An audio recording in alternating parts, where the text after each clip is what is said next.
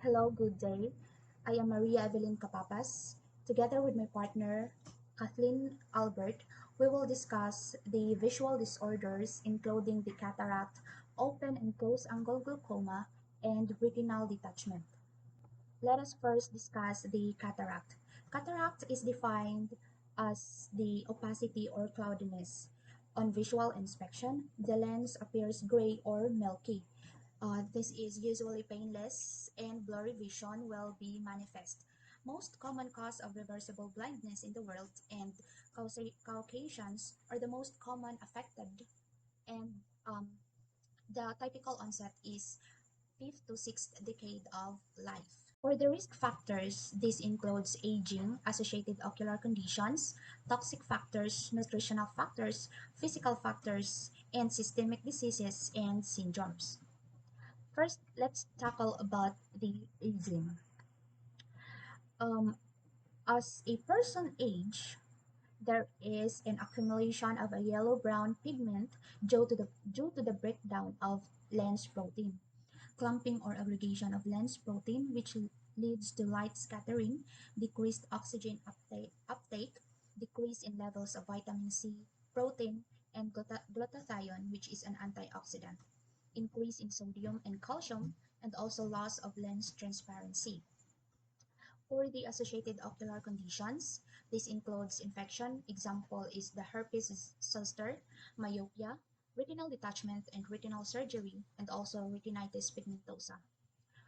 Toxic factors, this includes alkaline chemical eye burns, poisoning, aspirin use, calcium, copper, iron, gold, silver, and mercury, which tend to deposit in the pupillary area of the lens.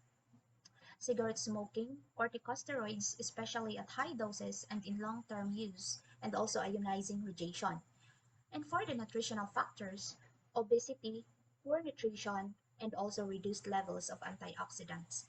The physical factors, this includes blunt trauma, perforation of the lens with a sharp object or foreign body, electric shock, dehydration associated with chronic diarrhea, the use of purgatives in anorexia nervosa, and the use of hyperbaric oxygenation, ultraviolet radiation in sunlight, and X-ray. And the systemic diseases and syndromes, this includes diabetes, disorders related to lipid metabolism, Down syndrome, musculoskeletal disorders, and renal disorders. So there are three types of cataract. The three types of cataracts are the cortical cataracts, nuclear sclerosis cataract, and posterior subcapsular. Cortical cataracts, this is the wherein the cortex of the lens is affected. Looks like spokes, and diabetes and aging are the common causes. For the nuclear sclerosis cataract, the nucleus of the lens is affected, appears yellow to brown in color. Aging is often the main causes. And for the posterior subcapsular, the posterior portion of the lens is affected. This looks like a grainy appearance. Aging, diabetes, steroid use, trauma are the causes of this type of cataract. Let's move on to the pathophysiology of cataract. The predisposing factors of cataract includes age-related, endocrine disease such as diabetes, galactosemia, homocystinuria, hypoparathyroidism, hypocalcemia, Wilson's disease, and malnutrition. Systemic disease that includes the atopic dermatitis, myotonic dystrophy, neurofibromatosis type 2, and HIV or AIDS. The ocular disease that includes retinitis pigmentosa, chronic anterior uveitis, Stickler syndrome, and myopia. Congenital, or which is congenital infections, and torch infection. For the precipitating factors of cataract, this includes the medications such as glucocorticoids, acetylcholinesterase inhibitors, and substances like alcohol use disorder and smoking, and also trauma from previous experiences. Thus, these factors that I have mentioned affects the eyes, resulting to three types of cataract. such as the posterior subcapsular, nuclear sclerosis cataract, and cortical cataract. To define these three types of cataract, first is the posterior subcapsular. This In this type, the cortex of the lens is affected.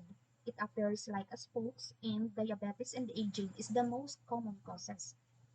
The second type of cataract is the nuclear sclerosis cataract, wherein the nucleus of the lens is affected.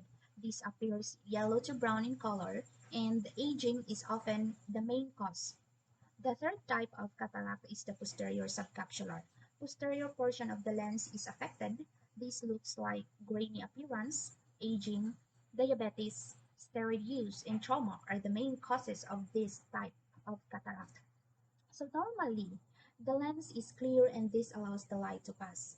This is composed of epithelial cells and enclosed by the lens capsule. And nerves are so thin, that is why they are very sensitive to any trauma.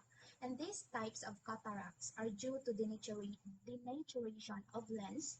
It means that due to the contributing factors, the protein sticks to each other, causing the lens to become cloudy.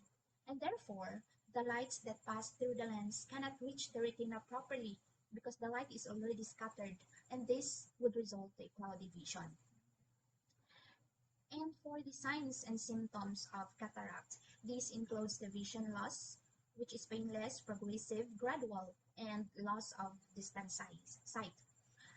Also, issues with glare, including halos, nighttime driving difficulties, and color perception changes. This decreases the ability to discern color. And the last symptoms for the cataract is the second sight phenomenon, which increases the myopia. For the diagnostics, um, overt cataract, ophthalmoscopy, which is to rule out retinal disease, slit lamp, this is to provide magnification and visual opacity of the lens, tonometry, determine the intraocular pressure and to rule out other conditions, and the last diagnostic is the perimetry. This is to determine the scope of the visual field. For the management of cataract, we have medical and nursing implementation or nursing interventions.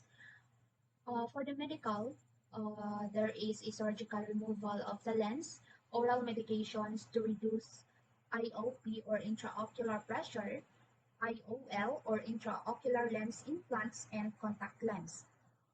For the nursing interventions, this includes we have to assess the knowledge level regarding to the procedure, determine visual limitations, assess anxiety, assess pain, assess for signs of infection, prevent complication post-operatively, promote independence, and adjust the visual change.